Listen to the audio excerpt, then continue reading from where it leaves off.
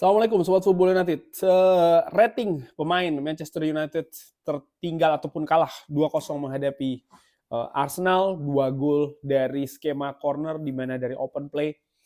Arsenal harus menghadapi ketangguhan lini belakang Manchester United. Tapi di sisi lain bagaimana skema serangan dari Manchester United juga tidak setajam di pertandingan-pertandingan sebelumnya. Dan ada banyak pelajaran, ada banyak hal yang bisa diambil oleh Ruben Amorim ya dalam prosesnya ini. Masih baru pertandingan keempat bersama dengan Ruben Amorim untuk Manchester United, masih jauh dari ideal dan Arsenal terlihat memang lebih matang. Oke, langsung aja dimulai dari Andre Onana, gawangnya jebol 2 kali walaupun Andre Onana juga melakukan beberapa penyelamatan di pertandingan tadi, tapi menurut gue passing juga 73%, long ball 10 percobaan hanya 1 yang berhasil, tidak begitu oke penampilan Andre Onana jika dibandingkan dengan pertandingan sebelumnya, walaupun juga dia melakukan total 4 save ya.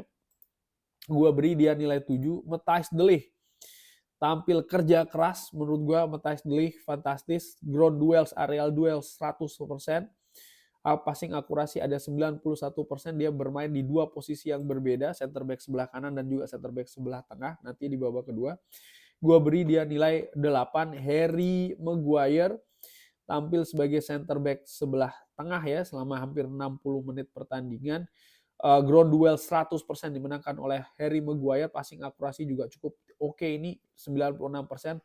Long ball akurasi hampir 100% dari 5 percobaan, 4 berhasil menemui sasaran. Gua beri dia nilai 8. Noussair Mazraoui yang mengawal sisi kiri center back Manchester United,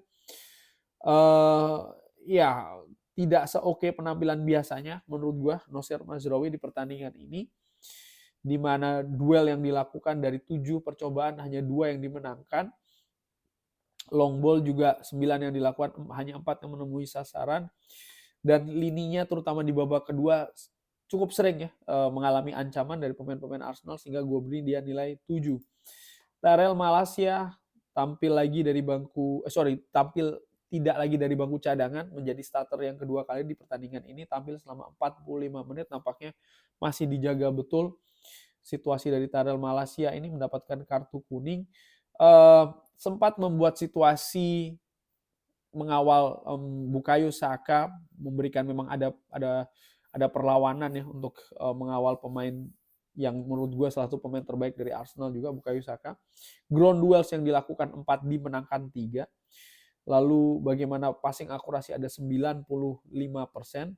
Dribbling yang dilakukan 100% suksesnya. Hanya saja dia mendapatkan kartu kuning ya. Secara keseluruhan gue beri dia nilai 7.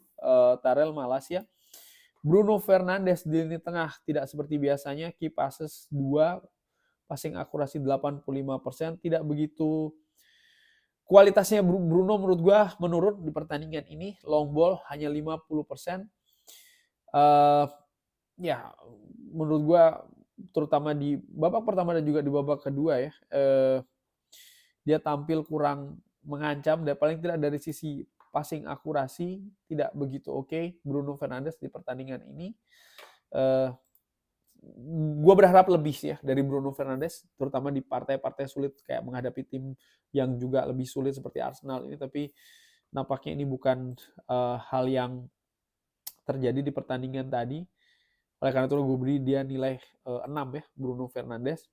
Manuel Ugarte, ground duels hampir 50% lebih sedikit, dribbling 100%, 91% passing akurasi. Ya di lini tengah dia juga berjuang menurut gua untuk mengatasi pergerakan-pergerakan dari pemain Arsenal. Tapi sama seperti Bruno Fernandes, nampaknya lini tengah Manchester United ini mengalami kesulitan, paling tidak ketika build up. Ketika bertahan dia tampil oke, tapi tidak dengan build up ya, Manuel Ugarte ini, di mana pemain tengah Arsenal seperti Thomas Partey, Odegaard, dan juga Declan Rice nampaknya lebih dominan di sana, sehingga gue beri dia nilai 6. Diogo Dalot pun juga gue beri nilai 6. Tampil 90 menit, dia memiliki 1 peluang di babak pertama, Dan di babak kedua posisinya diganti menjadi wingback sebelah kiri. Passing akurasi di bawah 90%, 88%. Crossing satu percobaan sangat minim sekali dan itu pun juga tidak akurat. Ground duels dari 4 yang dilakukan 3 berhasil dimenangkan. Ya, Dalo menurut gue tampil juga tidak oke di pertandingan tadi, terutama ketika di babak pertama pun juga nampak kurang mengancam ya dari sisi sebelah kanan, dengan Manchester United lebih memanfaatkan sisi sebelah kiri. Ya secara keseluruhan sih menurut gue tampil tidak cukup oke nih Diogo Dalo. Mason Mount pun juga seperti itu. Passing akurasi 91%, tidak ada key passes, long ball satu kali percobaan sekali dicoba, dia tidak begitu banyak mengancam, dia tidak begitu banyak mendapatkan distribusi bola dan juga mendistribusikan bola ya, sebagai gelandang serang. Nampak dia tidak cukup mengancam, dan ini juga terlihat bagaimana minimnya peluang-peluang dari Manchester United hampir di 2 babak, terutama dari skema open play, sehingga gue beri dia nilai 6. Alejandro Garnacho pun juga demikian, menurut gue tidak begitu setajam ataupun ya memiliki momentum seperti pertandingan-pertandingan yang lain ya. Ground duels 7 dilakukan, 5 berhasil dimenangkan. Shots, tidak ada shots yang dilakukan oleh Garnacho. Tidak ada expected assist pun juga 0,01, jadi sangat minim sekali nih sebagai gelandang serang, sebagai sayap serang yang diandalkan oleh Ruben Amorim. Gue beri dia nilai 6. Rasmus Højlund pun juga demikian ya, tidak begitu banyak mengancam menurut gue. Tidak ada shots yang dilakukan oleh Rasmus Højlund. Dia lebih banyak menunggu bola, dia beberapa kali juga menjemput bola karena tidak ada distribusi yang oke kepada Rasmus Højlund. Gue beri dia juga nilai 6. Pergantian yang dilakukan, Amad Diallo gue beri dia nilai 7. Ada perbedaan ketika Amad Diallo ini bermain, lebih mengancam, dia tampil selama 45 menit ya. Namun demikian juga tidak setajam biasanya Amad Diallo ini di pertandingan tadi. Leny Yoro yang masuk menggantikan Harry Maguire, ada sekitar 30 menit plus Leny Yoro tampil. Gua beri dia nilai 8. Luar biasa penampilan Leny Yoro dalam pertandingan pertamanya. Menurut gue dia mengawal sisi center back kanan Manchester United dengan solid, dengan segala ancaman yang diterima di babak kedua, terutama ketika Arsenal ini sudah unggul karena mereka tampil lebih agresif, tapi Leny Yoro tampil cukup kokoh di sana. Gue beri dia nilai 8. Marcus Rashford tidak begitu mengancam, mendapatkan menit bermain sekitar 30 menit, menggantikan menggantikan Mason Mount ya. Rashford tapi menempati posisi dari seorang Garnacho. Tidak ada shot yang dilakukan, dribbling pun juga sangat minimal, tidak begitu banyak hal yang dilakukan oleh Marcus Rashford. Gue beri dia nilai 6. Joshua Zirkzee pun juga demikian, tampil selama kurang lebih 30 menit menggantikan Garnacho. Mungkin Ruben Amorim ini butuh pemain yang bisa memperkuat lini tengah dari Manchester United, terutama ketika melakukan duel-duel, ketika ingin build up. Duel yang dilakukan 3, 2 berhasil dimenangkan. Aerial duels 2 percobaan, tidak ada yang berhasil dimenangkan oleh Joshua Zirkzee.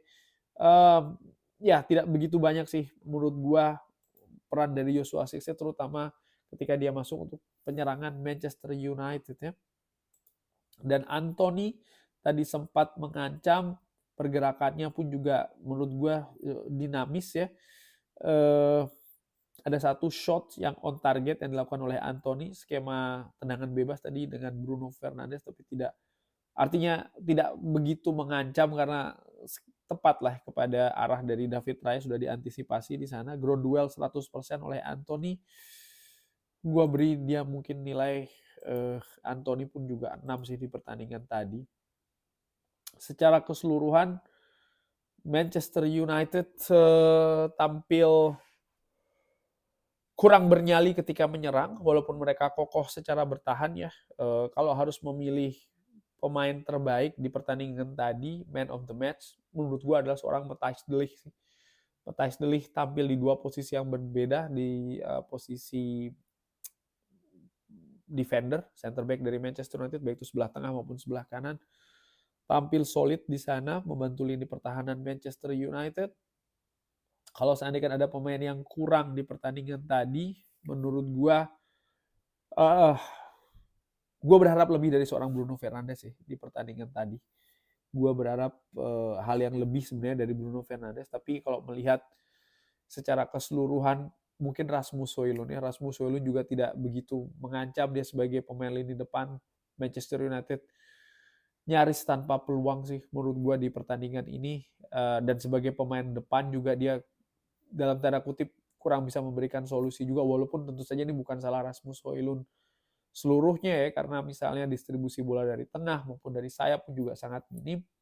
Jadi dua pemain ini sih menurut gue, Rasmus Højlund dan juga seorang Bruno Fernandes. Kenapa Bruno Fernandes? Karena gue berharap lebih sebenarnya dari Bruno Fernandes itu ya. Tapi secara keseluruhan, man of the match gue lihat adalah seorang Matthijs de Ligt. Dan pemain mungkin yang kurang, ya gue mungkin nilai seorang Rasmus Højlund. Rasmus Højlund pun juga bermain selama 80 menit dan sangat minim sekali dia sebagai pemain depan untuk bisa menciptakan peluang untuk rekatnya ataupun untuk dirinya sendiri. Tentu saja ini bukan akhir dari segalanya. Ini bagian dari proses dan mungkin ini hal yang dibutuhkan ya, kekalahan seperti ini sehingga bisa kembali lagi nih, semua tersadarkan dalam tanda kutip ya, bahwa ya, Manchester United masih dalam proses awal bersama dengan Ruben Amorim. Lihat aja pemain yang diturunkan, formasi, skema dan lain-lain berganti lagi. Jadi memang masih dalam tahap adaptasi dasar menurut gue. Dan dengan kekalahan ini paling tidak terlihat jelas nih kekurangan-kekurangan yang bisa dievaluasi dan harus diperbaiki oleh Ruben Amorim. Kurang lebih seperti itu. Terima kasih sudah menyaksikan. Jangan lupa like, share, dan juga subscribe. Wassalamualaikum warahmatullahi wabarakatuh. Thank you.